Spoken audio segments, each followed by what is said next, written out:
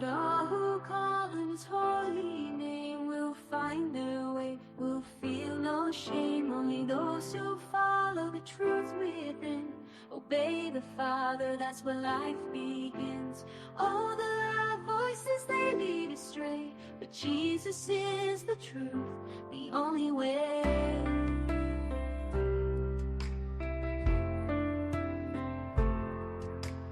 Enter through the narrow gate, for the gate is wide and the way is broad that leads to destruction in the false facade. Many walk that path and don't see the sign, but the gate is small and the way is divine. The road to life, oh, so few will find. In the light of love, leave the darkness behind. Salvation is a gift, it's not of our hands, not by the works or binding demands. It's free for the lost, for the weary soul. Come to Jesus, let him make you whole. If you thirst and hunger, just kneel down and pray. He's waiting there, don't let it slip away.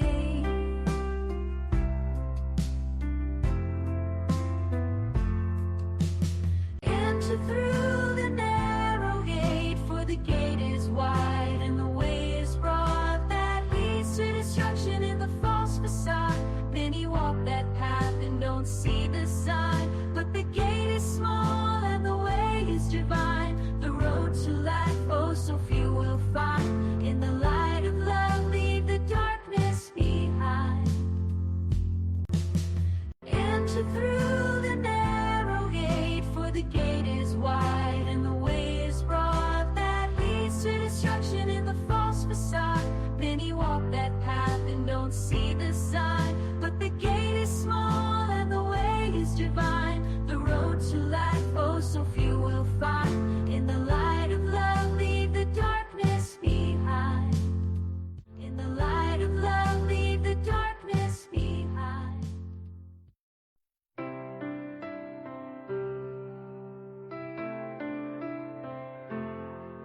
Not all who call on his holy name will find their way, will feel no shame. Only those who follow the truth within, obey the Father, that's where life begins.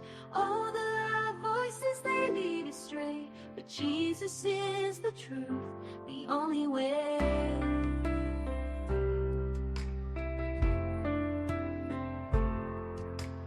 Enter through the narrow gate, for the gate is wide and the way is broad that leads to destruction in the false facade. Many walk that path and don't see the sign, but the gate is small and the way is divine. The road to life, oh, so few will find. In the light of love, leave the darkness behind. Salvation is a gift, it's not of our hands, not by the works or binding demands. It's free for the lost, for the weary soul. Come to Jesus, let him make you whole. If you thirst and hunger, just kneel down and pray. He's waiting there, don't let it slip away.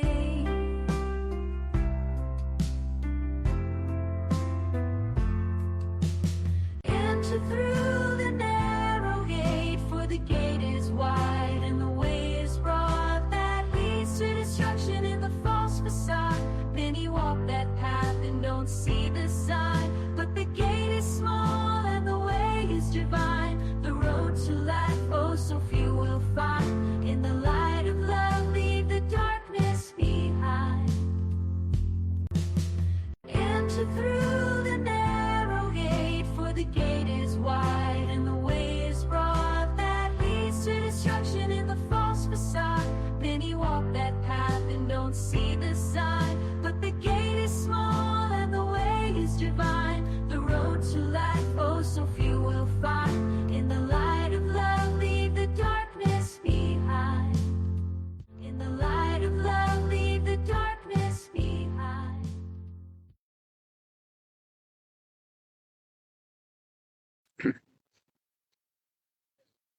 Okay, magandang gabi. Yan, magandang gabi po sa ating lahat. Pastor Romil, magandang gabi Magandang gabi, Pastor Derek. So, Medyo madugo yung ating paksa, no? opo.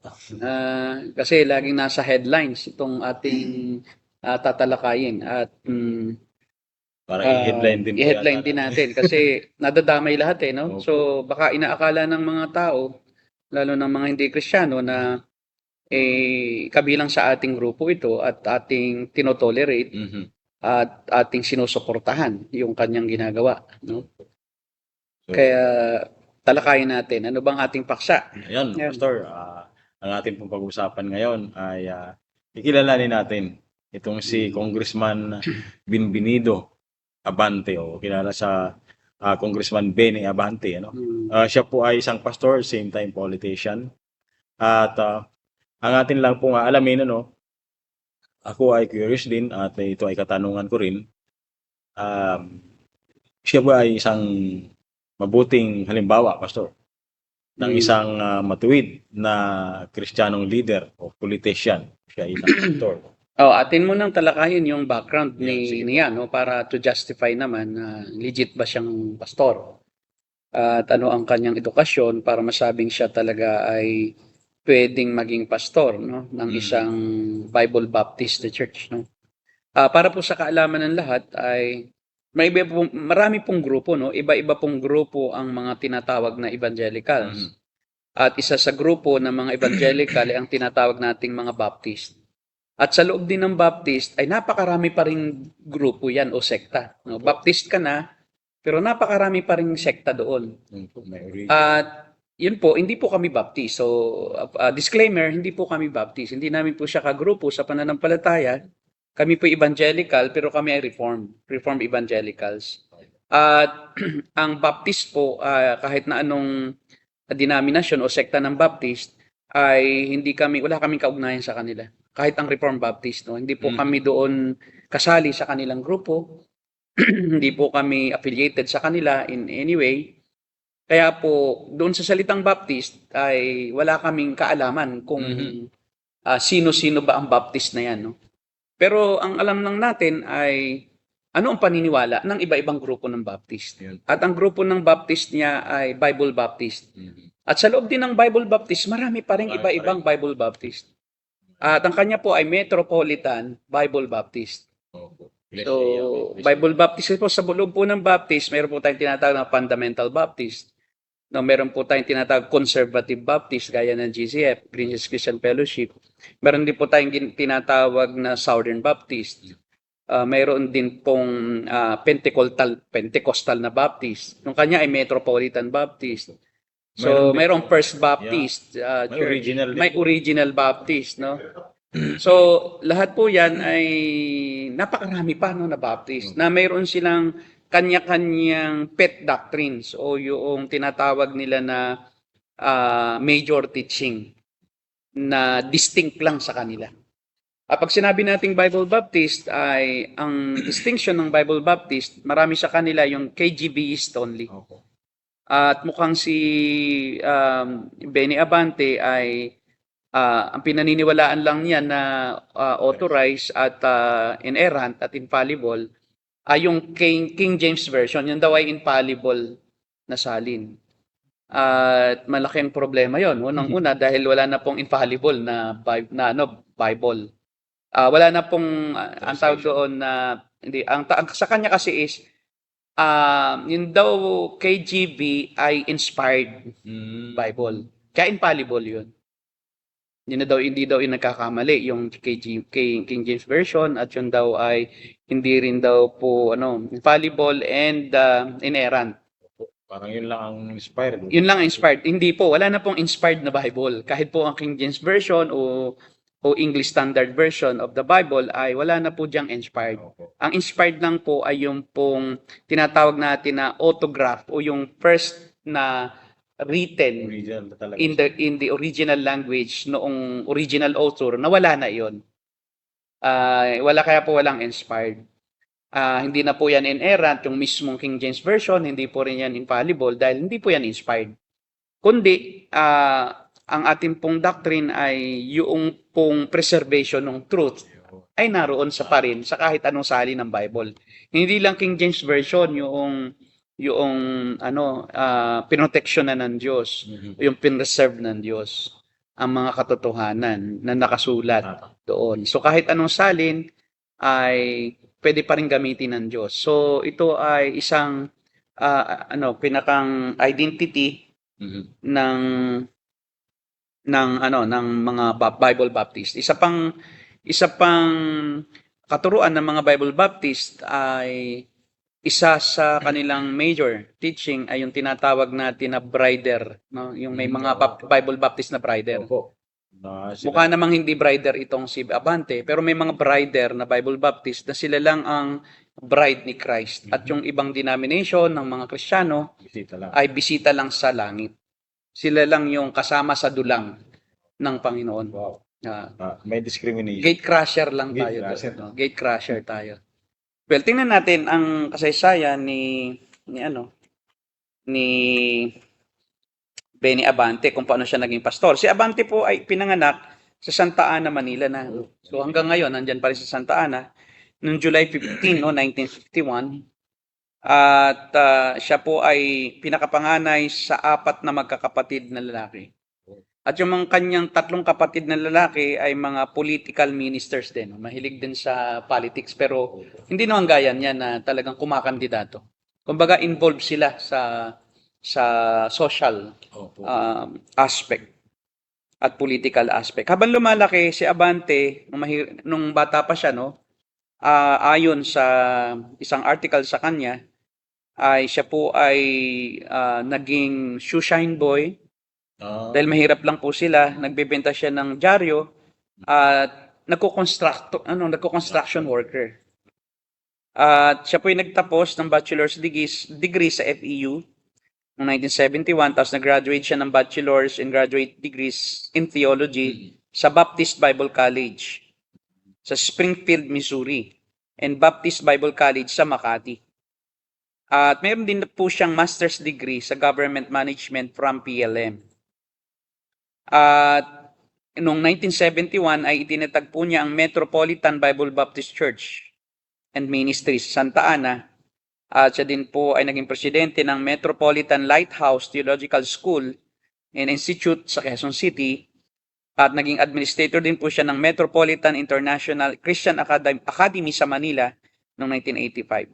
At siya po ay nakatanggap ng honorary degree in theology by the Citadel Baptist College in 1985 at nagkaroon din siya ng honorary Doctor of Theology degree at Indianapolis Baptist College in 1987.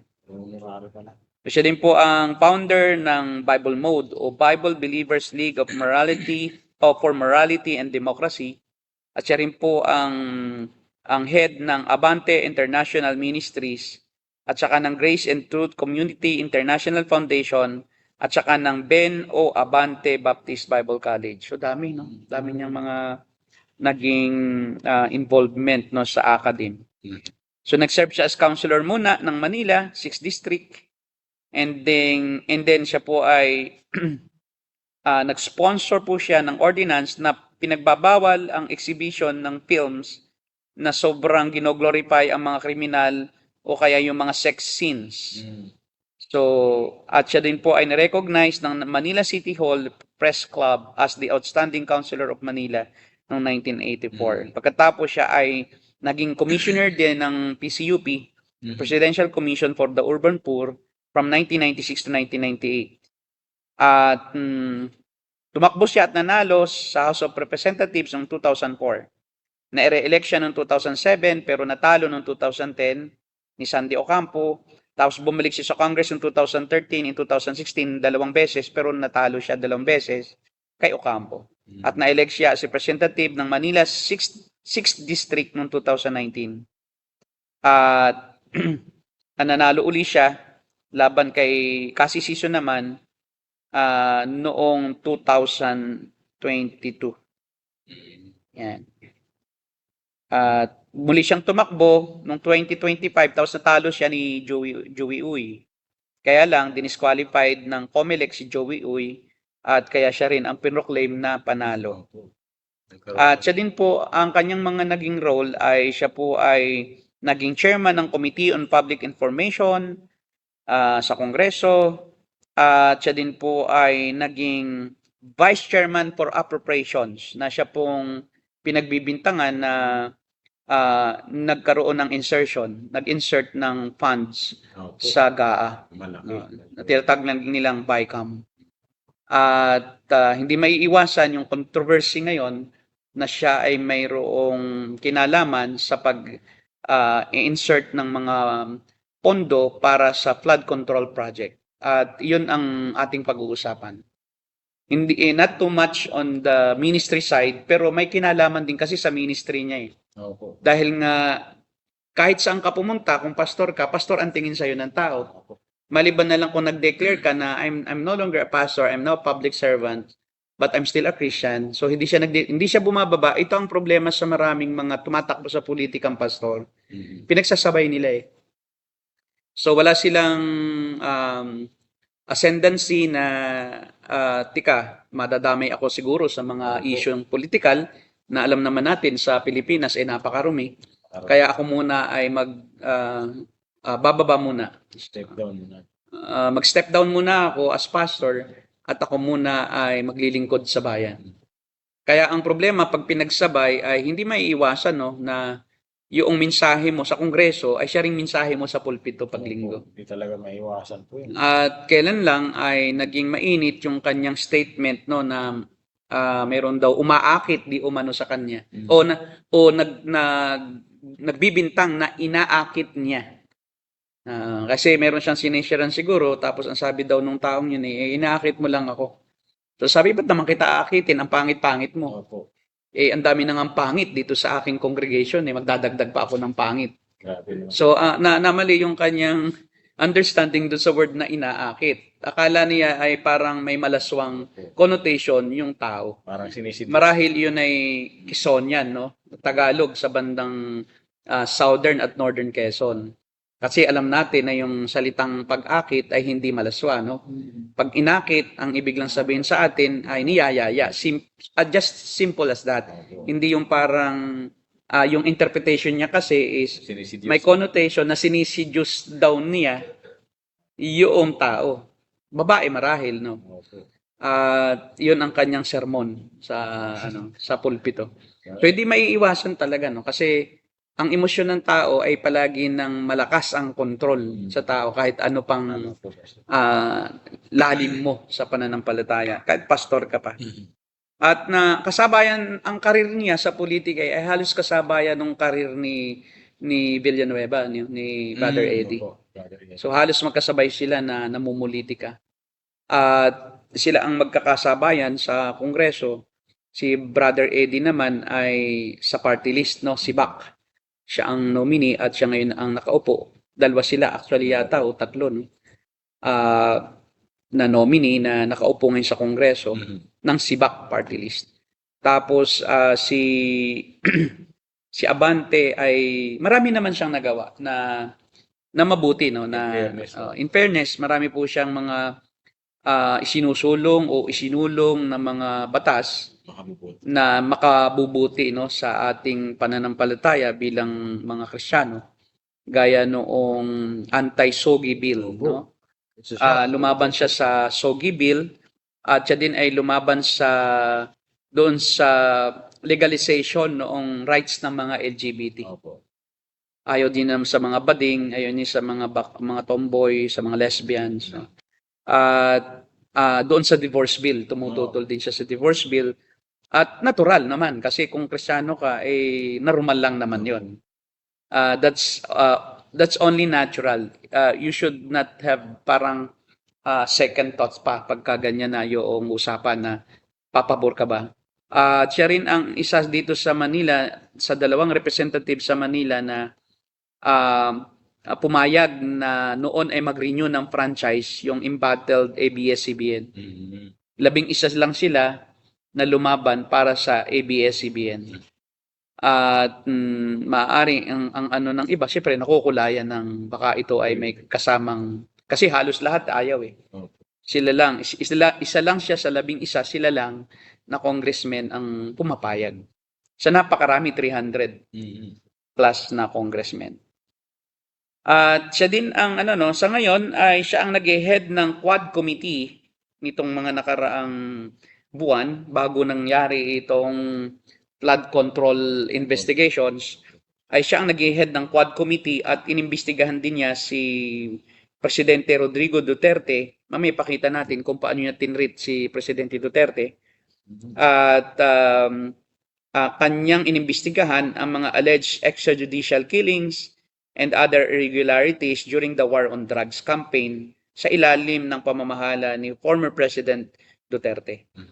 At silang dalawa ni Santa Rosa, Representative Dan Fernandez, ay nag-step down noong November 2024 pagkatapos na akusahan sila ni Hector Grijaldo na parang pinipressure siya na aminin na mayroong extrajudicial killing at mayroong reward system pag nakapatay ang mga pulis. So pinipilit daw nila na paaminin si Grijaldo na umamin ka na ikaw ay alam mo na may suhulan pag nakakapatay ang isang pulis. At hindi nila na pressure si Grijaldo, nanindigan siya na wala, pero siya pinipilit. At sinampahan ni Grijaldo ngayon, Opo. kailan lang ay sinampahan niya ng kasong libel. Kasi tinawag ni sa mga interviews sa media, sa mga national news outlets ng mga reporters, ay sinabi ni Abante na killer daw si Grijaldo at yun yung kanyang yung ground na ginamit ni Grijaldo para akusahan siya ng libel. Okay, tingnan natin ngayon ang ang mga videos na ating i-comment, no. Ito yung mga kumakalat na videos ni Benny Abante. Opo. Tingnan muna natin yung kanyang stand. Ano bang stand niya sa pagpangangaral at sa pagtuturo? Meron siya ditong sinabi na ito yung kanyang stand. Pag nag-share ka o nagsalita ka, ay ano yung iyong dapat pangatawanan. Ayon di umano, ayon sa kanya, ayon sa salita ng Diyos. Tingnan natin. Ito ay kanyang sermon sa kanyang church, no? Diyan sa Santa Ana, Metropolitan Baptist Church. Bible Baptist Church, Ecclesia. Okay, pakinggan natin. So, when the pastor begins to counsel with them, and the pastor begins to say things that they want to hear, I said, tama ako. But listen, when the pastor begins to tell them what they don't want to hear, you think they will listen? They will not. They will still do what they want to do. But hey, listen here. If ever the pastor tells you something, because he knows the Word of God, the pastor will never tell you anything not based on the Word of God. I am very careful with that. You know what I'm saying? Very careful with that. I always say, when you begin to speak the Word of God, it is just like dye. You put dye in water, what happened? They put, what do you call this? That you put in this water? Mr. Bante, what do you call this? Can I confess something, Lama? I'm all ears. Since you recommended Monday.com say iBlocks, word got Live so... talaga. Saffron. Kita. You put saffron in this, okay. The color changes. Correct? Now look, you want this to become white again? Throw the water away. Am I right? That is what happens when you preach, when you teach, when you advise. You cannot take the word that you have said anymore. So wikang Tagalog, hindi mo na pwedeng, kainin pa ang mga salita mo. Pag niluwa mo yan, andyan na yan. That's the reason why preachers should be careful in preaching. You see? Oh. Yan. Okay. So, So yun yung kanyang pananaw. At tingnan natin kung totoo sa kanyang buhay yun. Kasi sabi niya, pag may sinabi ka ay hindi mo na yung kayang bawiin, hindi mo na kaya iyong linisin. Kaya dapat wag kang magsasalita ng hindi ayon Sa Biblia. sa Biblia. O kailangan ang isang pastor pag siya nagsalita ay laging nasa Biblia yon. Kasi kung hindi, ay hindi ka talaga karapat dapat yun ang labas no, no? Yung, Bigat, ano? oo, mabigat. Talagang mabigat yung kanyang standard sa kanyang sarili. So, tingnan natin kung nasusunod niya yung standard na yun. Isa pang video. Pakita natin yung sunod na video.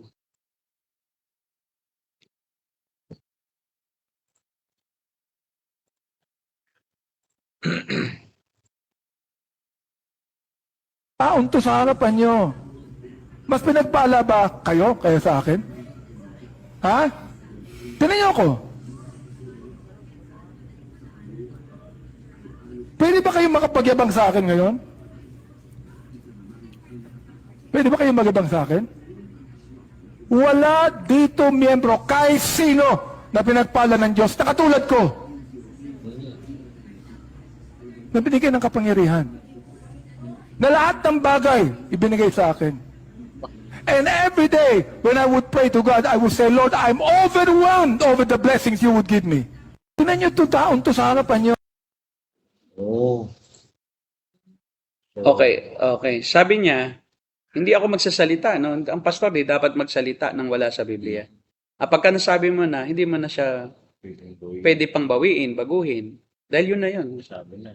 O, yun. Unang-una, no, kaya natin nga ginawa itong ating commentary na ito sa ating episode sa gabing ito sa TNGI. Hindi po kami ganyan. Kami po yung naniniwala na ang blessing ay hindi po physical o yung kapangyarihan, power. Hindi po kami naniniwala na yan yung pinakamataas na blessing. Yan ay ordinary blessing lang o common grace ng Diyos na kahit sino pwedeng bigyan. At hindi mo siya pwedeng ipagmalaki. Kaya nga grace eh. Ang isang Kristiyano, hindi niya dapat ipagmamalaki sa harap ng kapwa Kristiyano at ipagyabang mo at iyong parang ang ginagawa niya kasi parang may discrimination sa kongregasyon eh. Parang sino kayo? O tingnan niyo ako, sino ako? So parang there is comparison when it comes to yung standard of living, yung education, yung position in society. Yung kanyang sinasabi. Parang sinasabi niya, tingnan niyo ako, mayroon bang congressman sa inyo? Tingnan niyo ako, mayroon bang mas matalino pa kaysa sa akin sa inyo? Tingnan niyo ako, may mas mayaman pa ba sa inyo kaysa sa akin dito? And ang context ay iglesia, no? So sabi niya, pagka nagpipreach ka, dapat wala kang sinasabing hindi ayon sa Biblia. Pero doon sa nakita po natin. Kasi nakita po natin, mukhang Hindi sa ayon tingin sa natin Biblia. ay hindi ayon sa Biblia na ipagmalaki mo ang iyong sariling mga kaloob, no? Sabi nga ni Pablo, ako humarap sa inyo na wala akong maipagmalaki, no? Kundi ang krus ni Kristo. Sabi nga niya, kung may pagmamalaki, aanin ko yan, di ba? I treat all these things as rubbish. Walang kabuluhan, walang kwenta. Ngayon, sa kanya, baliktad, no? Pinagyayabang niya yung lahat ng mga nakamit niya sa buhay. At ang sabi nga niya, Lord, tuwing umaga, pagigising ko, Lord, I'm so overwhelmed. Dapat, ang sabi niya, Panginoon, hindi ako worthy. Kung hindi, parang tinuturing niyang karapat-dapat ako at ako'y overwhelmed talaga sa dami ng iyong ibinibigay. So instead na magpakumbaba sa Diyos, sa mga pagpapalang ibinigay sa kanya na hindi siya karapat-dapat, parang ang turing niya worthy siya na bigyan. At kaya nga pwede siyang magyabang kasi parang ako, karapat-dapat ako kasi sa inyo. And maaaring ang context nito ay may mga miyembro na ring nagtatanong bakit gano'n na ang kanyang pag-uugali, no? Kasi sabi ko nga hindi ka pwedeng tumuntong sa putikan nang hindi ka maputikan. Hindi ka pwedeng mag-araro sa bukid nang hindi ka madudumihan ng putik. Gayon din, hindi ka pwedeng sumali sa politika sa Pilipinas na hindi ka madudumihan ng korupsyon Saka may mga nagsasabi po talaga, Pastor, na nakakilala sa kanya na hindi naman siya dati ganyan. Kumbaga, medyo okay pa noon. Nung mga bago-bago pa lang. Pero ngayon, medyo parang lumala na daw po siya Kasi no one is above him even sa kanyang denomination, siya pa rin yung presidente. Sa lahat ng mga grupo, mayroon siyang tinatawag na Metropolitan Bible Baptist Church, Ecclesia. May Ecclesia, no? Mayroon siyang parang pinamumunuan ng mga churches na siya pa rin ang pinakamataas. So hindi lang siya basta pastor sa sarili niyang kongregasyon, kundi siya ay presidente ng buong organisasyon na kanya ring itinatag. Mhm. So kaya sinong magsasabi sa kanya at may lakas ng loob na Correct. mag-correct sa kanya? At ang alam ko sa Bible Baptist, no, isa sa mga kahinaan ng Bible Baptist ay yung tinatawag nating autocracy. Opo. Autocratic ang government.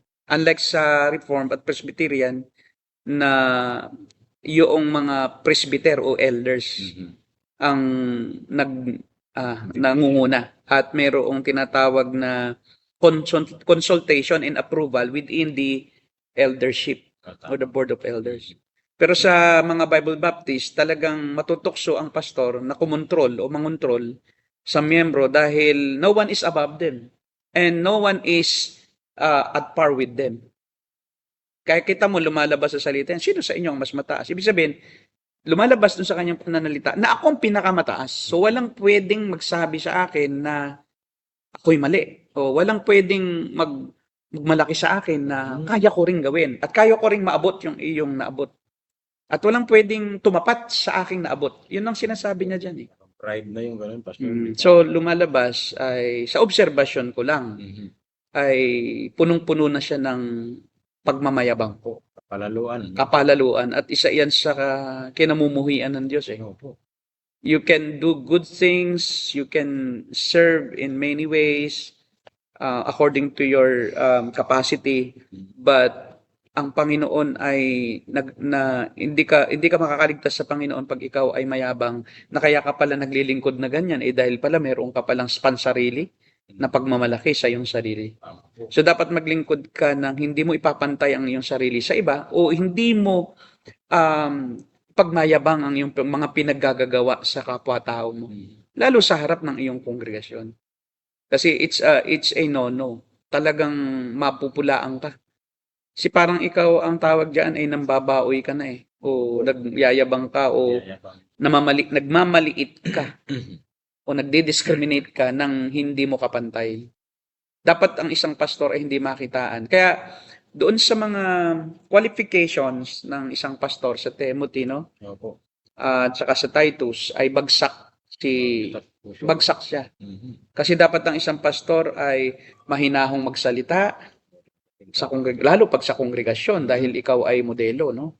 Dapat ikaw ay mahinahon, dapat ikaw ay kagalang-galang, dapat walang masasabi sa iyo ang tagalabas. At yun ang isa sa mga requirement na hindi niya naabot.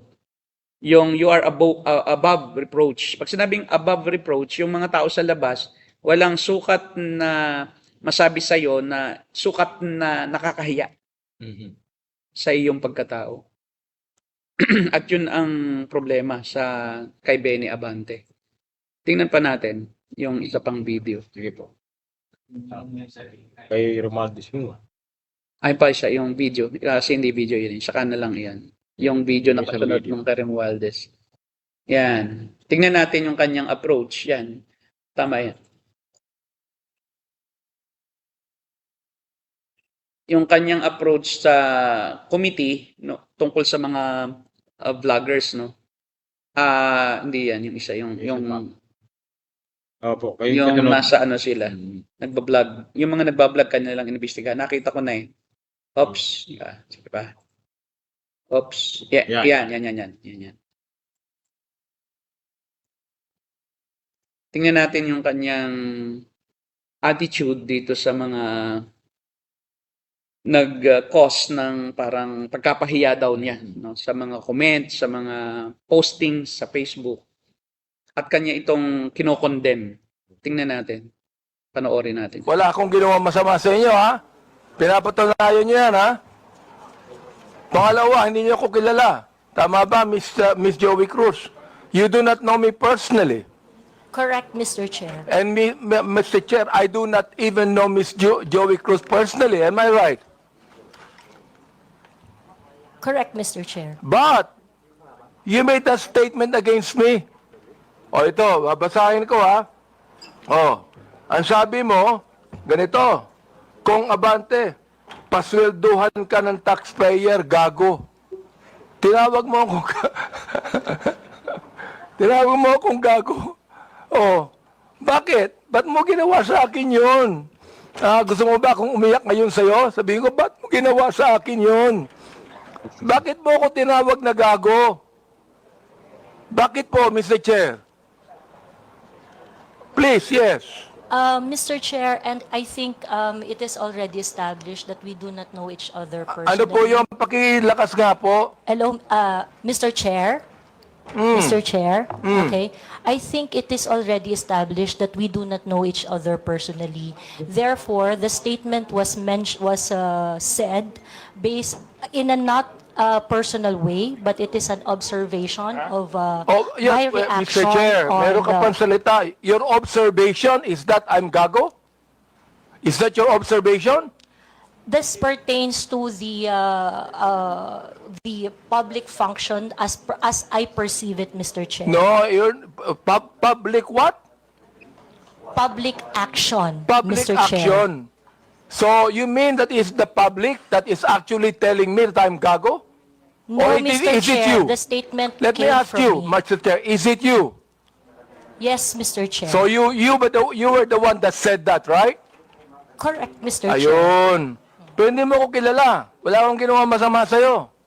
Yes, Mr. Chair. It What is your already right to established. tell me that I'm gago? Because I am a citizen of What the is Philippines. your right to tell me I'm gago? That is part of my freedom of speech, Mr. Oh, Chair. is that right? Yes, Mr. Chair. So your freedom of speech is to tell a person that he is gago? Freedom of speech ba yan? My freedom of speech, part of my freedom Bay, ang of galing speech is mo. to react Ang on the galing mo. action of Ito a pa, public official. sinabi mo ha, in another post, ito sinabi mo. Pero alam mo, kaya tayo nagmi-meeting dito, para mini-mention ko ito, no? Pero sa totoo lang, hindi ko pinansin yan, matagal na yan eh. Di ba? Hindi ko pinansin yan. Ito ha, ang sabi mo, you know, Kong Benny Abante, I can find all of this. Isasampal ko ito sa pagmumukha mo. Is that still freedom of speech? Mr. Chair, I am not very familiar Yes with or that no, post. Mr. Chair? Is that still, you think, freedom of speech? When you said, isasampal ko ito sa pagmumukha mo. Mr. Is Chair, that freedom of speech? yes, Mr. Chair. Ganon. Oo. So, ibig sabihin, ganito. If I tell you right now, sasampaling kita, freedom of speech yan. That's part of your freedom, Mr. Chair. Pag sinampal kita, hindi na freedom of speech yan. Of course, sir, it's overt Ay, hindi action na. already. Yes, Hindi sir. na, no? Yes, sir. Oo, ang galing. Mahusay ito. Oo, magaling ka. No. Ang sabi mo, I'm going to be affidavit na binasa mo Yan. dito. wala. Okay na. Balik tayo. Yung pakibasa mo yung qualities ng isang elder o presbyteros Sa na pastor din ng equivalent no sa 1 Timothy 3:1-7. 1 Timothy. 1 Timothy chapter 3 verse 1-7. Pakibasa mo at hindi na natin explain kasi tingnan na lang natin Okay, kung ma'am. papasa ba siya dito sa mga katangian ng isang tunay na pastor. Sige po. Totoo ang pahayag na ito. Ang sino mang nagnanais na maging tagapangasiwa sa iglesia ay naghahangad ng mabuting gawain. Kaya nga, ang isang tagapangasiwa ay kailangang walang kapintasan. Isa lamang ang asawa, matino ang pag-iisip, marunong magpigil sa sarili, galang-galang, bukas ang tahanan sa iba at may kakayahang magturo. Dapat hindi siya lasenggo, hindi marahas kundi mahinahon, hindi mahilig makipag-away at hindi maibigin sa salapi. Dapat mahusay siyang mamahala sa sarili pamilya, ginagalang at sinusunod ng kanyang mga anak. Sapagkat paano siyang makakapangasiwa ng maayos sa iglesia ng Diyos kung hindi niya mapapamahalaan ang sarili niyang pamilya? Hindi siya dapat isang baguhang mananampalataya, baka siya ay maging palalo at mahatulan ng gaya ng Diablo. Bukod dito, kailangang mabuti ang pagkakilala sa kanya ng mga hindi sumasampalataya upang hindi siya mapintasan at hindi mahulog Sa Pitag ng Diablo. So napakarami, no? Grabe. Sana isa lang eh, yung hindi mo, yung hindi ka nagtataglay ng mga Kaya ganyan. lang, pagdating po dun sa huli, parang Oo. lumaglag talaga po siya doon. Hindi, yung pagiging mahinahon na lang. Opo. Hindi na, kasi yung actuation niya, makikita mo yung kayabangan niya eh. Oh, pumapatol talaga. Saka yung paraan niya ng pagsasalita, Opo. hindi siya mahinahon. Hindi po talaga. Kaya natitrigger yung mga tao na siya'y labanan. Kasi kung gano'n ang iyong actuation sa harap ng madla, mapapahiya yung tao. At talagang iyan ay gaganti, hindi naman mananampalataya. Kaya nga minumura ka eh, sa comment at sa mga posting eh. At yun ang problema, no? Disqualified. Siguro doon sa mga 15, more or less, nakatangian na yon, bagsak siya sa 7. So pasang-awa na, no? Opo. Hindi niya po pwede sabihin. May bigin sa salapi. Dahil may mga posting, no? May mga inimbestigahan siya ng netizens eh. So pinagbubulatlat yung kanya mga posting dati. At ipinakita, no? Nasabay sa sunod-sunod yung mga meron siyang 15 million na Cadillac. Diba? 15 to 18 million Cadillac na kulay black. May Rolex siya na worth 1 million mahigit. Meron siyang bagong motorsiklo na parang kotse din.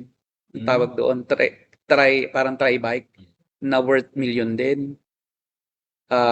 Yung kanyang bahay sobrang mamahalin ang mga gamit. At lagi sa ibang bansa, no? Sakay lagi ng eroplano, parot pa rito sa gusto niyang puntahan. So kung ang sweldo kasi pagbabatayan mo ng isang congressman at wala ka naman trabaho, pastor ka nga lang. Buti kung may negosyo ka. Pastor ka nga eh. Pag ang pastor ay yumaman, nakakapagtaka na rin. No?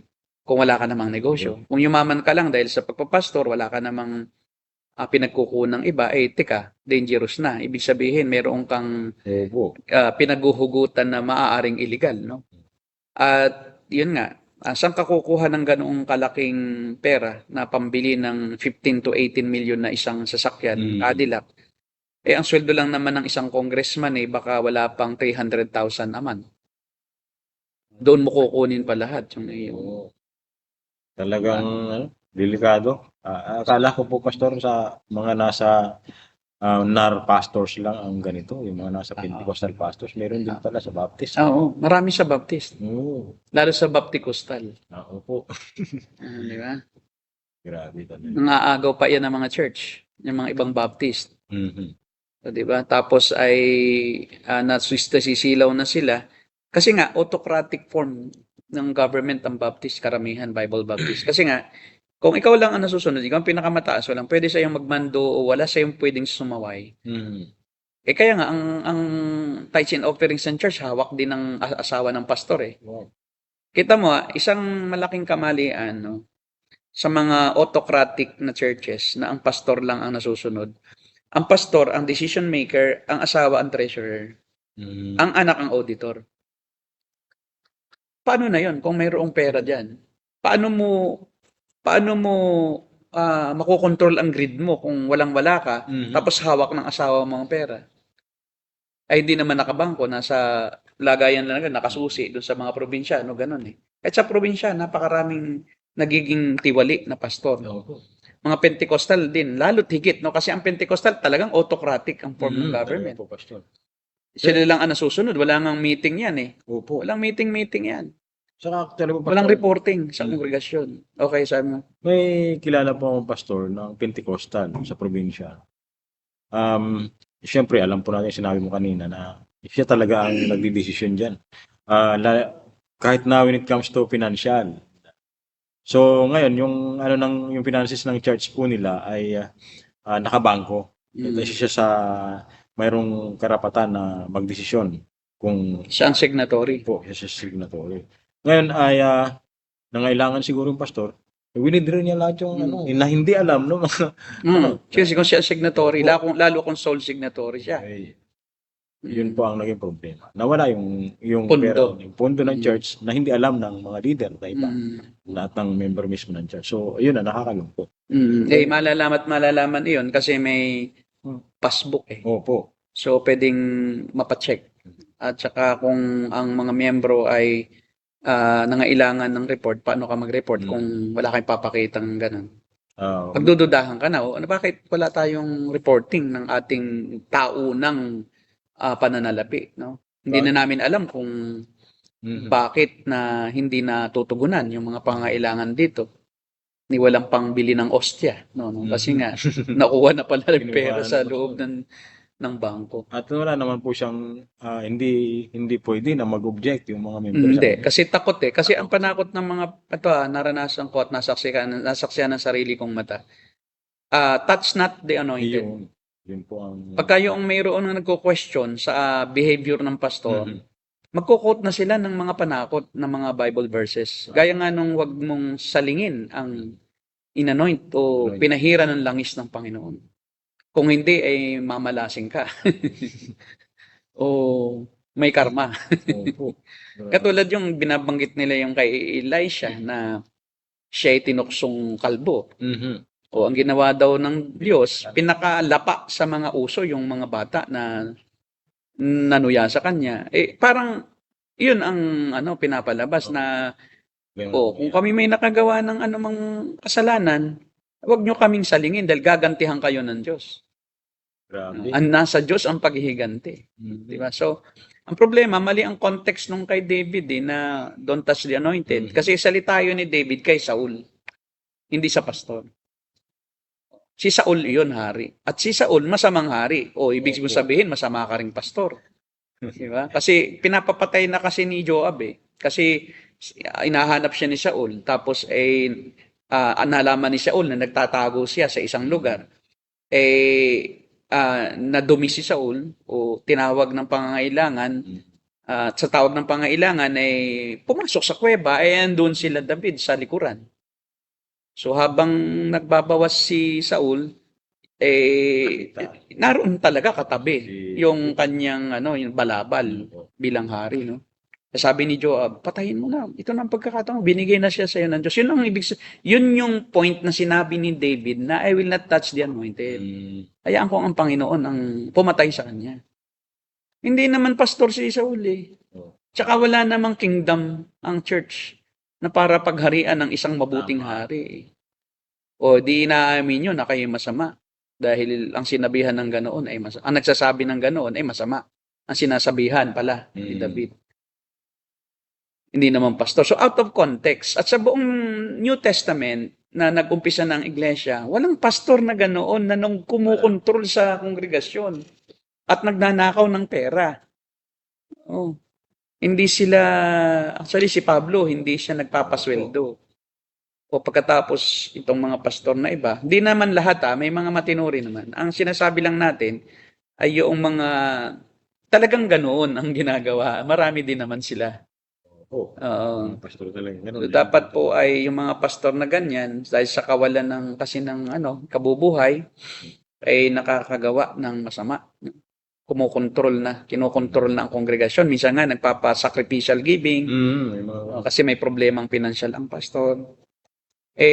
Ang mas maganda ron, maging open ka na lang. At huwag mo nang gamitin yung Biblia kung may pangangailangan ka. No? Kasi ginagawa mo pang parang, ang tawag dyan spiritual blackmail Spiritual blackmail. Yun ang palangka. Pang-blackmail na yung salita ng Diyos para makuha niya yung gusto sa kongregasyon. Okay, tingnan pa natin yung tingnan natin, baka may mga tanong dyan. Sumagot muna tayo ng ilang katanungan o anumang comment, magbasa tayo. Sabi po ni yung significant na maari nating ma-appreciate na comment or tanong. He used this kay Esther Fatima, kay Ate Pat. He uses the designation of pastor. Pero his behavior po is threateningly unchristian po. Ayoko po panoorin ng ganito dahil masakit po panoorin ang pagbabastos po niya sa pangalan po ni Diyos. Sita mo na? Opo. Talagang nakakatisod kung hindi ka talaga. Kahit ako po natitisod Pastor na nga tayo, natitisod pa tayo. Di ba? So, tingnan pa natin yung sunod na video. We are just measuring him according to the standard na kanyang unang sinabi. Pagka pastor ka, di ka dapat magsabi ng wala sa Biblia o hindi ayon sa Biblia. Dahil nga, hindi mo na kayang bawiin yun. Maganda naman no, sa salita, pero ano sa gawa? Tingnan pa natin. Hindi siya nagko-consistent doon sa Yan. kasunod siguro.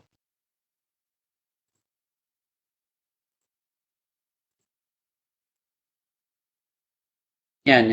Hindi. Yung kabila. Yan, tingnan natin. Ano ba yun? Di ba yun? Yan, tingnan natin. Hilingan lang po namin dito, Mr. President, habang kayo po ay kinakausap namin ngayong umaga. Ang kahilingan lang po namin dito ay sana po naman respetuhin po ninyo ang Quadcom hearing na ito sa pamamagitan ng hindi paggamit ng mga vulgar words, Mr. President. Sapagkat gusto kong sabihin sa inyo bilang warning na kapag kayo po ay nagmura sa Quadcom hearing na ito, I will make a point of order on you. Meron po akong batayan na batas sa tinatawag po nating disturbance of proceedings.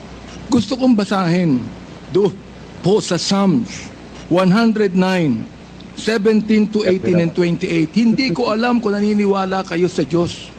Hindi ko alam kung naniniwala kayo sa Biblia. Samantalang sa isang pagkakataon, tinawag niyo ang Diyos na stupid, Mr. President. Tinanggap po namin yan sapagkat kayo Pangulo. Oo. At nagpapasalamat ako. Hanggang ngayon po, buhay pa kayo. Kahit na po tinawag niyo ang Diyos na isang stupido, Diyos. Oo. Hindi ko alam kung katanggap-tanggap yan sa lahat ng mga nakikinig sa akin ngayong umaga. Pero ito po, gusto kong basahin sa inyo bilang isa rin namang warning. Sa wikang Tagalog, babasahin ko. Sapagkat iniisip niya, ang manumpa, ang magsabi ng masama, kaya darating yaon sa kanya, sapagkat hindi siya nalugod sa pagpapala, kaya't malayo yaon sa kanya. Dahil binihisan niya ang sarili niya ng pagsabi ng masama o pagsumpa na gaya ng kanyang sariling damit, yaoy papasok sa kanyang kalooban na gaya ng tubig at gaya ng langit sa kanyang mga buto. Hayaang sumumpa sila. Hayaang sila ay magmura. Ngunit magpala ka.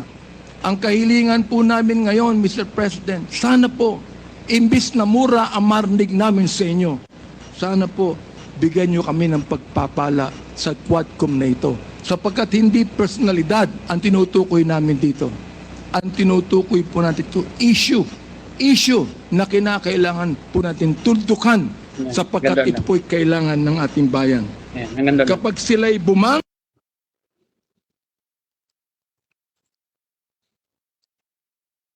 Okay. So makikita mo na parang hindi siya nagmura. May mga pagkakataon kasing nagmura din siya. Yung alam mo yung PI din siya, wala lang yung P. May video siyang ganun. So parang tumatama din sa kanya yung huwag kayo magmumura. Pero nagmumura din siya. So kaya nga, kung ano yung pamantayan, yun din ang gagamitin sa yung pamantayan. And yun ang problema, no? Nakakatisod.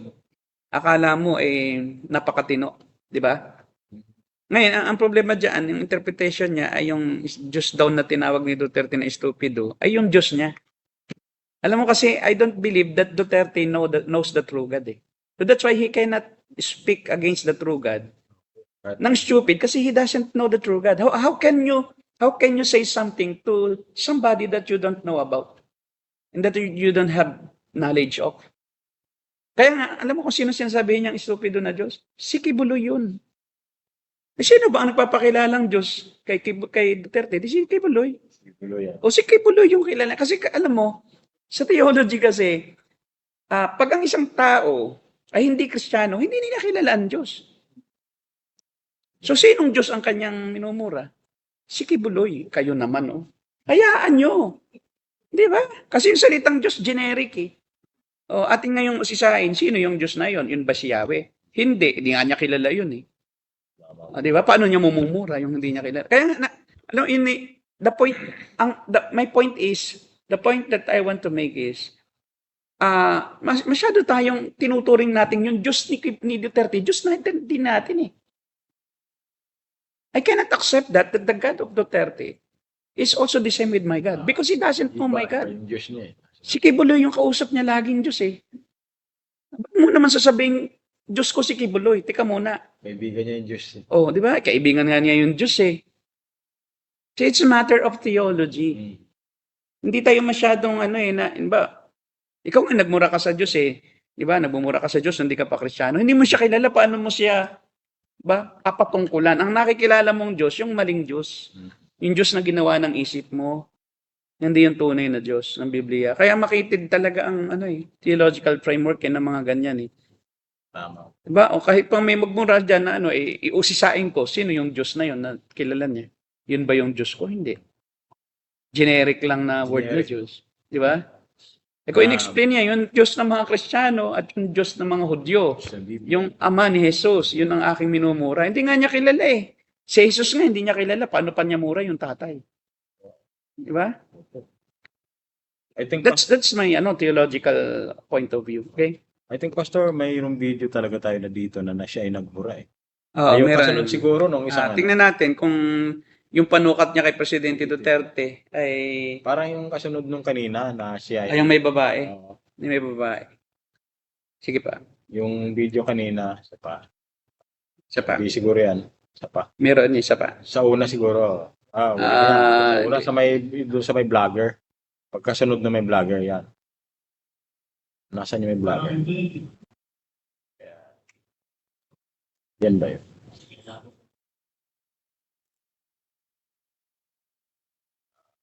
John. Hindi.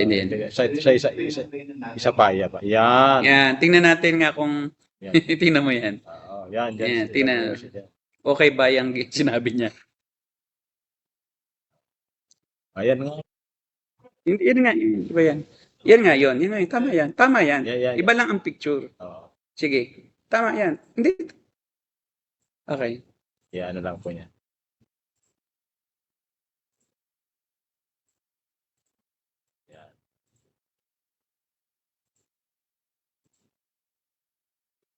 Hindi, kanina nandoon na Yan, yan. Harap sa iyo, nagmumura ka nang dyan na wala kaming kalaban-laban. Humarap ka dito. Dito. Alam mo. Ay, sabi niya sa akin, ina ko. Ano problema niya sa nanay ko? You know, I am just a private citizen expressing my grievance. Yung frustration ko sa trabaho niya dyan sa House of Representatives. What do you want us to say? Bravo? You cannot take my rights. Yun lang yung meron tayo Okay, Tayo mga ganda. content creator, tayo mga Wala lang pong ano po. Wala. The same Tama din. po kayo. The same din yun. Kaya, ano yung panukat na ginagamit mo, yun din gagamitin laban sa'yo eh. Hindi na. So- Baka man medyo natatawa po tayo. Pero Oo. Nakakaawa siya, na nakakatawa dahil yung kanyang sinasabi sa iba, yun din ang kanyang ginagawa. Kaya nga kita mo, paano ka pa masasabi na kagalang-galang ng iba na nakakarinig? Integridad siya Di talaga. ba? So napaka-pangit na kasi sa isang pastor yung magmura ng ganoon eh. Opo. Pwede siyang magsabi ng mas mababaw na salita dahil sa talagang nagagalit na siya. Minsan may ganoon eh na yung instead na OMG ay OMA. O may ala. Oh, ayan. Para lang huwag mo nang masabi yung salitang Diyos. Pero siya pinutol lang niya pero pareho rin eh. Diba? So sa sobrang emosyon. Kaya nga mahirap maging public figure Opo. na pastor eh. Kasi madaling makita yung yung iyong kahinaan at iyon ay maiibato sa iyo eh. Kaya dapat ang mga pastor dapat private. Kung maging public figure man siya dahil kailangan siyang imbitahin. Hindi yung dahil kailangan talagang siya naroon na sa limelight, kundi ni-invite siya kasi katiwa-tiwala siyang resource person. Kaya ni MacArthur. Ini-invite siya sa lahat ng mga mayroong kaguluhan na may kaganapan sa Amerika na may mga paksang hindi maunawaan ng karaniwang tao gaya ng 9/11 bombing sa New York, yung Twin Towers. Ang issue ay paano yung mga batang namatay. Sabi niya, straight to heaven. Okay, pakinggan pa natin yung iba pang video. May pastor dyan na hindi na nakatiis. Oo. Tingnan natin yung sinasabi ng pastor. Yan. Yan. At ito yung sentimiento rin ng maraming kilala kasi itong ating episode ngayon, may nag-request eh. Mhm. May isang follower ng ating TNG podcast na nagsabi na baka naman pwedeng talakayin nyo si Benny Abante. Oo. So pinagbigyan natin at ito nga yung ating ginagawa ngayon. Okay, tingnan natin yung pananaw ng mga pastor. At ako nakikisentimiento sa pastor na ito. Yun din ang gusto kong sabihin sa kanya eh. Kasi nadadamay lahat eh. Nadadamay lahat. Akala kagrupo mo, akala ikaw ay parang kasamahan. No? Nakakahiya. Okay. Ano ang nangyari sa iyo, Pastor Benny Abante? Hindi ba dapat ang isang pastor ay sa halip na nangungutya ng kanyang kapwa, lalong-lalo na sa ang kinukutya mong tao ay tinuturing mong hindi mananampalataya? Bakit ako nagsasalita ng ganito? Hindi ako dapat nagsasalita ng anumang bagay na masama sa aking kapatid. Pero mali ang kanyang ginagawa. Mali ang kanyang ginagawa. At hindi namin ito tinotolerate. Ang sinasabi ko nga doon sa ating asosasyon sa Philippine Council of Evangelical Churches na kung saan ay meron kaming 500,000 miyembro na kung saan siya kabilang, bakit hindi ito dinidisiplina? Oo nga, ma'am. Nanawagan sa PCEC kay Pastor o Bishop Pandoja kay Duel. Nanawagan. Kahit lang sa akin yan ang isang taon sa seminaryo. Bakit hindi ninyo binibigyan ng disciplinary measure si Pastor Benny Abante? Bakit? Hindi ugali ng pastor na mangsino ng tao. Hindi ugali, binigyan ka pa naman ng titulong reverend. Nakakahiya. Nakakahiya. Pagkatapos, aaralan mo ng John 3:16 yung kausap mo na minura mo. Anong klase kang pastor? Tumbok na tumbok niya eh. Pagka eksaktong-sakto. Matapos mong bulyawan, pagkatapos mong pagalitan, sasabihin mo na, God loves you. For God so loved the world. Mahal ka ng Diyos, pero ako hindi. Hindi Yun kita yun. mahal. Mahal ka ng Diyos, pero ako hindi kita kayang mahalin eh. So, it's very ironic, no? Yun yung tinatawag na irony. Magkasalungat eh. At tama yung panawagan ng pastor, no? Kung sino man siya, salamat na narinig yung tinig niya sa social media. So, yung mga hindi Kristiyano ay pwedeng magtimbang na, ito pala, hindi naman pala sinasang-ayunan ng mga pastor ito. Akala nila, lahat. Oo, kasi akala nila, kaya nga tayo nililinaw natin, di natin kagrupo yung mga sila kibuloy. Minsan akala tayo ay kasamahan. Dahil porke Kristiyano, born again, hindi kagrupo ng ibang, hindi ka kapwa Katoliko. O pagka mayroong lumabas na pastor na yung sa Sabatista, noon na ng rape, akala pastor ng born again. Kaya po, mahalaga rin, pastor, na topic po natin dito. Napakahalaga. Kasi akala ng mga tao, siguro may mga nanonood tayo ng mga Katoliko. Hindi po namin kasamahan ng mga yan. Disclaimer. Kaya lang, yung pastor na salita, akala, para sa lahat ng hindi Katoliko. Tandaan niyo po, pati ang Mormon, pastor din ang tawag nila sa kanilang tagapanguna. Ang Saksi ni Jehovah, pastor din. Ang Iglesia ni Cristo, ministro. Hindi pastor. Pero parang pastor na rin eh. Pag sinabing minister di ba? So akala, ganun din. So, hindi yung mga title na reverend, bishop, hindi po namin kasamahan yung mga bishop. Wala po kaming kasamahang bishop. Hindi po kami naniniwala sa bishop. Kami po yung pastor lang talaga. Kami po yung pastor lang. At kami nga, ang tawagan lang namin, sir eh. Kapatid, di ba? Sir. At hindi po kami uhaw na uhaw sa limelight. Hindi po kami uhaw na uhaw sa tawag na pastor. Kahit di kami tawagin pastor. May mga pastor, pag di mo natawag na pastor, sumasama ang loob eh. Yeah? Hindi ka nakakaibiganin eh. O ibablock ka sa Facebook eh. O di ba? Hindi na tawag yung kanyang title. Oo, ang gusto lang niya ay title, hindi yung responsibility nung title na yon. At yun ang problema, no? Ang ginagawa na nilang source of authority, yung pastor eh. Pati yung sa publiko, parang Pastor na. pastor ako, parang pinapangalanda kang pastor para magkaroon ng parang ehemplo na maganda. Pangit na nga ang nagiging ano eh. Meron mga pastor lalo na sa Quezon, sa Infanta Quezon, na nakagawa ng mga ano mga immorality na kaya napakahirap pasukin yung Oo. isang lugar doon dahil may pastor doon na hindi natin kasamahan na Pentecostal. Opo. Kasamahan ni Jerry Valdivino, kaya siguro ganun.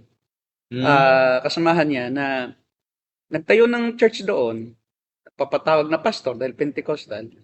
Tapos yung may-ari ng bahay ay babae lang na nag-iisa at ang may asawa, inasawa niya yung may asawa. Grabe naman. Tapos sakay-sakay sila ng motor, pinag-aral pa daw niya. So nakikita ng komunidad. Kaya nung ako mag-Bible study sa pamilya ng isang kamag-anak ko doon, yun ang tanong. Bakit kuya ganoon yung pastor na ganoon? Di ba pastor kasamahan niyo yun? Hindi po porke pastor kasamahan namin. O kaya doon sa Infanta Quezon, mayroon ding Pentecostal na naman na pastor na nag-commit ng adultery. Tapos nahuli, nagdemandahan, dinimanda nung pastora na ni-rape siya. Pero ang totoo, may relasyon sila. So kaya, nakakalungkot na yung salitang pastor ay nagagamit ng marami pero hindi naman talaga totoong pastor. Hindi natin sinasabing yung totoong pastor ay banal na wala ng kasalanan. Kundi, hindi nakakagawa ng mga ganong sobrang karumal-dumal na pagmamalaki pa. Pinagmamalaki pa nung isa na nakagawa ng ganon na. At ang nangyari, yung pastor na yun na nakagawa ng ganong moralidad, ang mga membro niya ngayon ay mga pulis na immoral din. At mga elder ng church niya, yung mga may kabit. Si pastor nga niya eh. Di ba? So, yun. Kaya kung halimbawa, pastor mo si Abante, na ganyan ang nakikita mo, so maja-justify ka. Na okay lang pala naman na ako ay magmura eh. Okay lang naman pala ako na maging siga eh. Okay lang naman pala na ako ay mambuli eh. O, di ba? Okay lang din naman pala na ipagmalaki ko yung mga blessing ko at sabihin ko, wala kayo nito. Kung sino sa inyo rito ang katulad ko na pinagpala sa lahat ng bagay. Pero problema, hindi ka pinagpala sa espiritualidad. Hindi ka pinagpala sa magandang patotoo. Yun ang problema. Ang pagpapala mo ay yung mga pagpapala ng mga makamundo. Yun din ang batayan na rin niya ng blessing eh. Kaya kita mo kung kasama mo yung makamundo. Diba? Siyempre, kung siya ay vice chairman ng Appropriations Committee, di lagi niyang kasama si chairman ng Appropriations Committee dati na si Saldico. Siya pala. Kasi siya yung vice chairman, siyempre natural. Silang dalawa ang magkasama. Chairman si Saldico eh. Di ba? Kaya ang nagiging issue sa kanya ngayon, bakit niya pinipigilan na ipatawag ng Kongreso at Senado si Saldico? Paano yun? Baka kasi baka may malaman ang tao pag si Saldico na ang nagsalita. Kasi tira lahat. Kasi kung si Saldico ang magsalita, idadamay na niya lahat. Opo, Lahat ng congressman na nakatikim ng ambon. O pati senador. Kaya laging pinipigilan na, sabi nga ni Marcoleta, bakit paikot-ikot tayo dito sa mga district engineer? Sabi nga ni Senator Cayetano, di ba inamin mo na, Senador Tito Soto, na itong si Bryce Hernandez hindi naman makakakilos kung walang mas mataas. Ngayon nabulgar na si District Engineer nga Alcantara ang utak. Di ba naniniwala ka rin na si District Engineer Alcantara mayroon ding taong mas mataas sa kanya. At yung taong mas mataas kay District Engineer, at referring na kay Saldico na, hindi naman makakakilos yung taong iyon, ni Saldico, nang wala namang mas mataas pa sa kanya. Di ba? Actually, nakita ko doon sa hearing, Pastor, kung napanood ninyo po ito, na itong si Alcantara ay binigyan siya ng parang yung papel, script, katabi siya ni pinatabi siya ni Boying Rebel. Tapos, parang hindi niya matanggap yung reaction niya manong siya Kasi pinapabago ang statement. So, parang kami duduta, may mga kilos talaga po kami. At saka yung kindat. Oo. Sumisikat na po ngayon. Yung kindat ng Itbulaga. Talagang mahahalata mo na may kumokontrol sa committee, sa Blue Ribbon Committee, kung saan lang pupunta ang investigasyon. at pinipilit na ilihis sa talagang utak. Sa utak ng o pasimuno ng lahat ng ito. Ngayon, tayo ay nananawagan bilang mga Kristiyano dahil tayo ay lumalaban sa katiwalian. Dahil nga tayo ay sumusunod sa pamantayan ng salita ng Diyos. So kung meron talagang himala na naganap, ay mas makabubuting aminin na lang nila at panagutan. Kasi ang problema nga, sabi ni Abante, buti buhay pa kayo. Di ba? Nagmura kayo ng nagmura sa Diyos. Parang pinapalabas ni Abante, may insinuation na kulang na lang sabihin niya kay Presidente Duterte, napapatayin ka ng Diyos dahil minura mo siya. Oo, parang ganun siya eh. Ganun yung ibig sabihin. Di ba? Ang tanong, a-apply din ba sa kanya yun o hindi?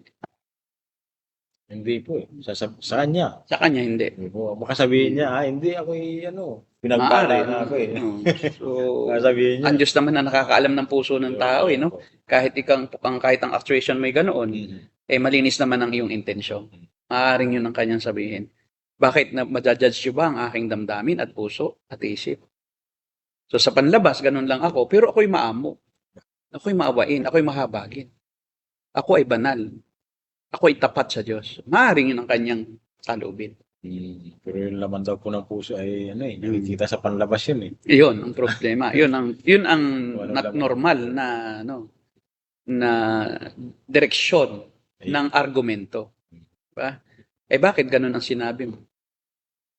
Okay, tingnan natin yung isa pang video dyan. Yung mga allegations pa lang naman sa kanya to no? Yung pinipigilan niya na magsalita si Alcantara. Yan. Yan. Tingnan natin. Si Alcantara ba yung kay ko? Si Alcantara nagpapatotoo. Yan. Pinipigilan niyang pilit na huwag papuntahin. Hindi pa video. Yan yung parang pinakang na pumalag siya na nag-object siya sa motion na ipatawag si Saldico sa hearing dahil ang sabi niya bakit siya pupunta rito? Siya ba ay resource speaker? O siya ba, di ba siya ay miyembro ng House of Representatives? Ibig sabihin, bakit hindi siya papatawag? Siya ay congressman. Dapat nga ipatawag congressman siya Congressman siya eh. Yun ang nakakapagtaka sa kanya. So ngayon, bakit, yun ang natitirang tanong. Bakit pinipilit niyang hadlangan at ng iba pang kasamahan niya? Yung pagharap mismo ni Saldico, siya yung vice chairman ni Saldico sa Appropriations Committee ng Kongreso. Ano bang Appropriations Committee? O sila yung naglalagay ng pondo kung saan, i-appropriate mo ang pondo kung saan mo nakikita na makagamit-gamit. At di umano ay sila ang nag-insert ng sobrang pondo na umabot sa trilyon sa BICAM. Kasi sa Kongreso mismo, 800 billion lang mahigit yung inaprubahan ng Congress mismo. Pagdating sa BICAM, combination na ng Appropriations Committee ni Saldico, Speaker Romualdez, Speaker ng House, at saka Appropriations Committee ng Senado, sila na ang nag-usap. Pagkatapos ng pag-uusap nila, at doon yung may video na may kausap na general. Naipadala na namin. Tinupad na namin yung aming sinabi. Naipadala na namin yun. Yun yung BICAM. Ibig sabihin, doon sa time na yun, nag-insert sila ng mga funds. Doon sa mga blank na sinasabi noon ng isang politiko na nakita niya na may mga blank doon. Ibig sabihin, doon nila ipinasok sa mga blankong yun. Grabe. Insertion ang tawag. Naging trilyon. Mahigit 1 trilyon. From 800 billion, naging 1 trillion mahigit yung pondo. At yun ang ating katanungan. Sana nawa ay hindi siya damay. Dahil kung damay siya doon, I would say kung damay ka talaga diyan, you step down.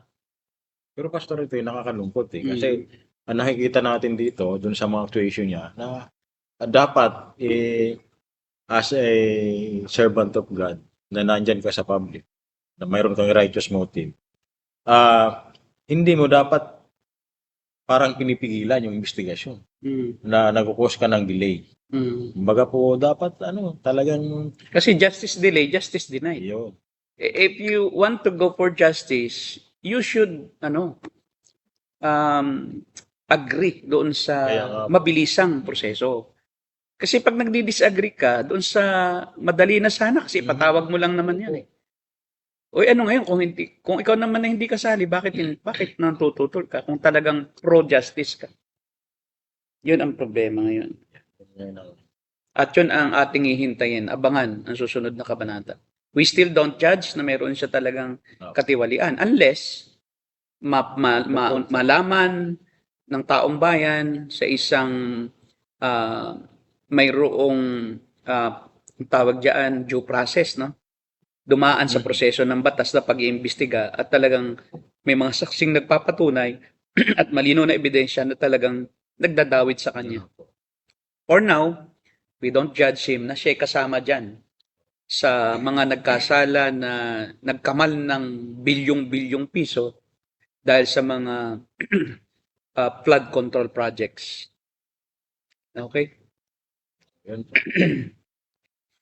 May mga tanong po yan. May tanong ba tayo? At siguro dito muna tayo matatapos. Kaya kay Sir Fatima muna. Doon sa isa, hindi po pala, oh yes, go. Hindi po pala siya pastor, siya po ay isang pariseyo. Di po ba?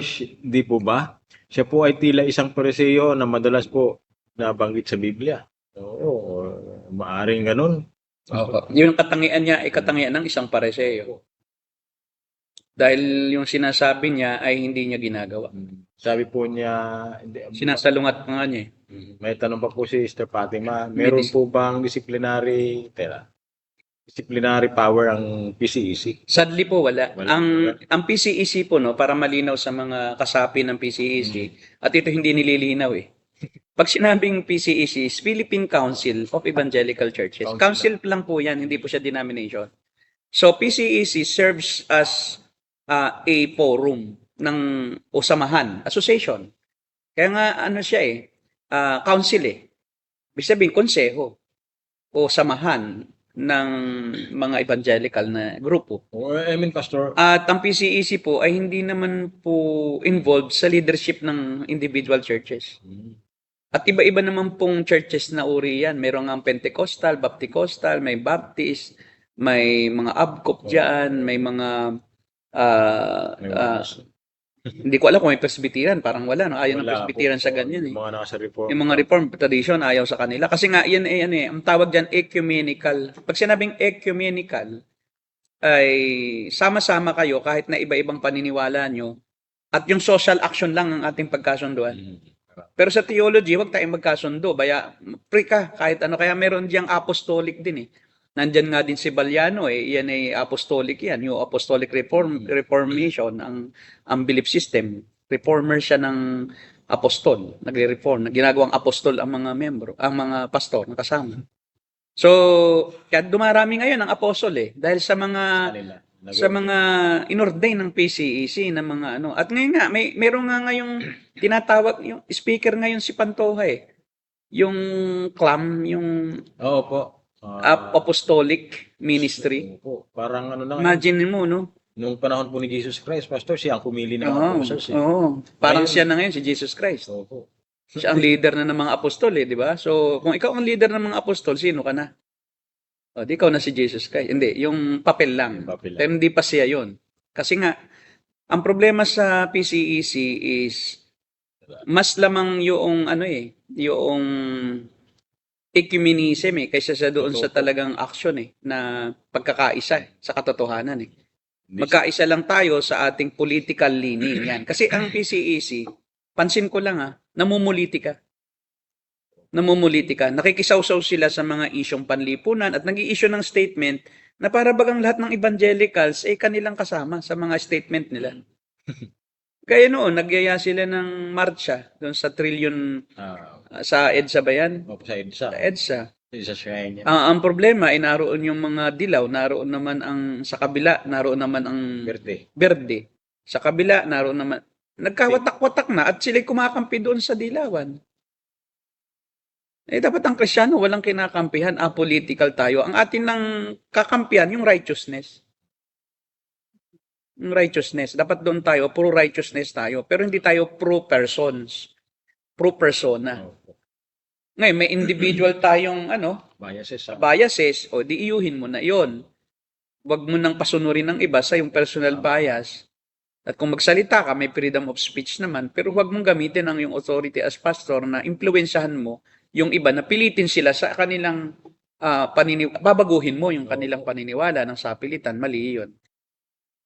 At kaya nga tayo ay nalulungkot sa ginagawa ng PCEC ngayon. Na para bagang, paano ngayon kung halimbawa nagkaroon ng pagbabago? Sa kanila ngayon ang credit kasi kami yung nagtawag So, Pastor, ibig sabihin po, itong PCEC, wala silang bylaws na meron sinusunod na, ito yung ganitong statement of faith, o hanggang dito lang yung doctrine, yung qualification. Wala.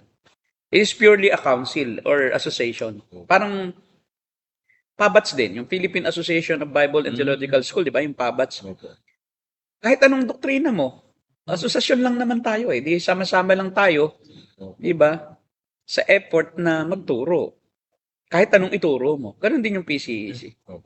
Pero ang problema sa PCEC ay pumapapel na sila na parang sila na yun yung nagpapahayag ng lahat ng saloobin ng lahat ng evangelical. Kaya dapat baguhin yung salitang evangelical Kasi marami na diyang hindi evangelicals Ano na po kaya maganda? Apostolic na lang.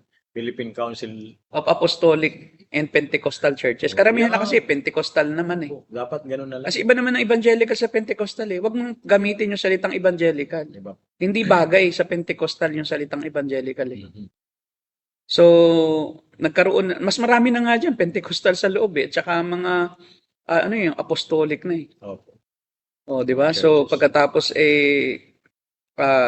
punta ka ng punta, nagsasalita kahit sa hindi Kristiyano na lugar, na politika ang Kakalungkot. issue ng statement na para namang may power sila sa ibang evangelical. Halimbawa, ito yung aming view sa ganito, pagdating sa SOG. Pero walang view sa theology. Wala po. May view sa social Sa social. activities, sa lipunan. Pero walang view sa kung sino si Kristo sa kanila. Yun nga po nakakalungkot. Nakakalungkot. Kaya sabi, seminar on evangelism, anong evangelism mo kung mali yung theology mo? Di wala pa rin magandang resulta yon. Ang hirap magturo sa ganong grupo na hindi mo alam kung ano yung kanilang pananaw tungkol kay Kristo at tungkol sa kaligtasan. Prosperity gospel nga nandyan sa loob ng PCEC. Kaya kami hindi nagjo-join sa PCEC. Kaya minsan pumunta sa atin dito si Bishop Pantoja na nag-host tayo. Nilibre ko yung yung lugar. Akin sagot lahat. Hindi nakipag-usap sa akin ng matagal At hindi rin kasi naman ako makikipag-usap sa kanya ng matagal kasi ako may sarili akong pananaw na hindi ayon sa kanyang pananaw So, we cannot be one in our preferences theologically and socially, politically, magkaiba kami. So, hindi kami pwedeng magsama. Ayun, Pastor, tanong pa po ni Pastor David, stand firm. Yan. Pastor, good evening po. Dapat po ba ang pastor ay maging politician? Hindi. Dapat ang pastor hindi maging politician. Kung gusto mo maging politician, bumaba ka sa pagpapastor. Okay. You become a plain believer. You don't manage the church. How can you manage the church of God when you are into politics? Tama. Hindi mo na nga ma-manage yung iyong opisina sa politics tapos church pa. Business, you can do business, pero dapat legal. At parehas ka, nagbabayad ka ng tax and everything, you are following the laws of the land. It is not problem. But if politics, it's different, different issue. Kasi ang politics is you are dealing with different kinds of people, different kinds of religion, and you are, following what the masses want. Hindi what God wants. Usually, yung masa ang gusto sa lungat sa kalooban ng Diyos How can you lead in your church when you are also following the will of the masses? which is always, not always, but most of the time, are against the will of God. Yung will ng mga yan. O, di ba? So, kaya nga, mahirap. Ngayon, kung Kristiyano ka lang, pwede ka sa politika, why not? Di ba? Doesn't matter, hindi ka naman pastor eh. O kaya kung pastor ka, di bumaba ka. Ang problema, ayaw nilang bumaba eh. Sila pa rin, ayaw parang mag-invite nga ni Benny Abante ng speaker sa kanyang church. Linggo-linggo siya pa rin eh. Talagang Imagine mo. O, wala kang makitang ibang speaker sa kanyang church kasi he controls the theology, he controls the activities, he controls the money, he controls the leadership, he controls the decision-making processes. One-man rule eh. Okay, tamo? autocratic. Maghanap ka sa videos sa website ng pastor na ini-invite ni Abante sa kanyang sariling church. Wala. Wala. Wala. Ni elder wala. Opo, siya lagi. O, di ba? Samantalang sa mga elders ang nagli-lead ay mga group of elders. Iba-iba ang tumatayo, iba-iba ang ministries. May kanya-kanyang ministry. Siya kinakanya niya lahat. Kaya ganun ang nangyayari sa kanya. Litong-lito na rin siya, di ba? Siya lang may monopoly ng lahat. You cannot do all the jobs all by yourself. No, you cannot. That's why you need to prioritize kung ano talaga yung kailangan mong i-prioritize. When you cannot preach, give it to others who are able to preach. When you cannot lead, give others the leadership, the role of leadership. Hindi yung iiyuhin mo na lahat. Pati kongreso, iyon na rin. Nasa nga yung Senate, kanya na rin.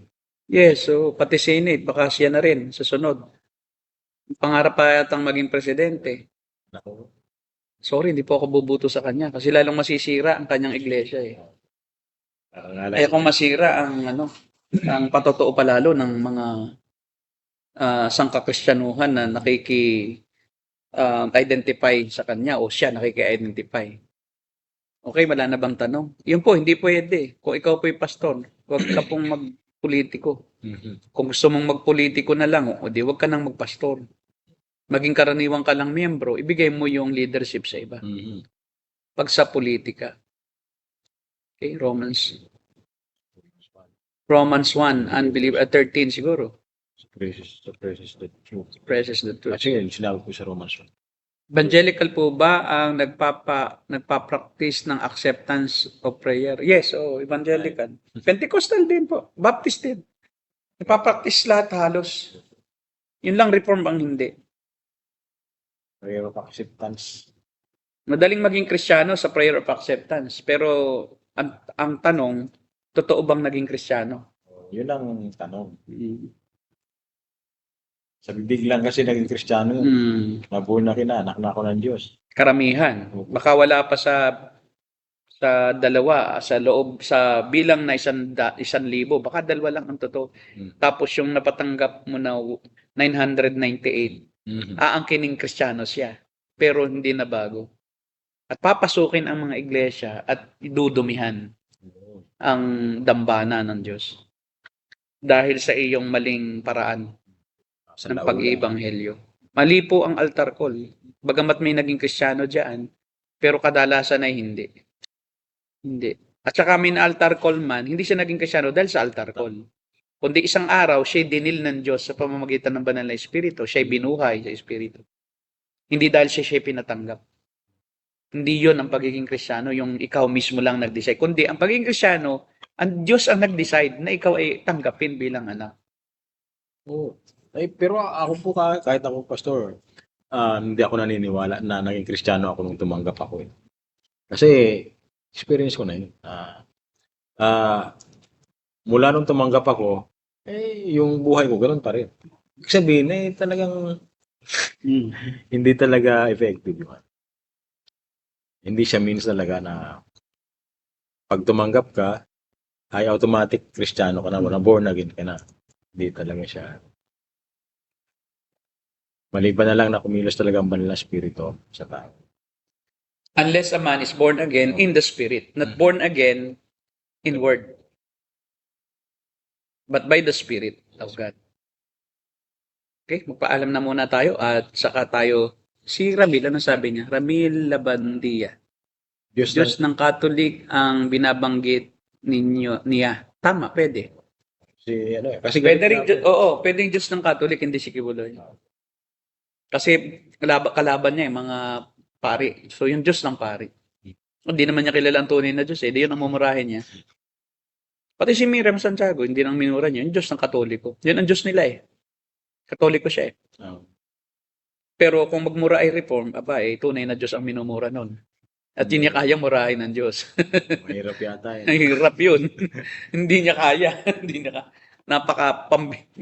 na talaga. Wala na. Hindi siya tunay na Kristiyano pagka ikaw ay nagmura sa tunay na Diyos. Tama po. Okay. Kasi may tanong ko po pala Ang tanong. si Fatima, sabi niya.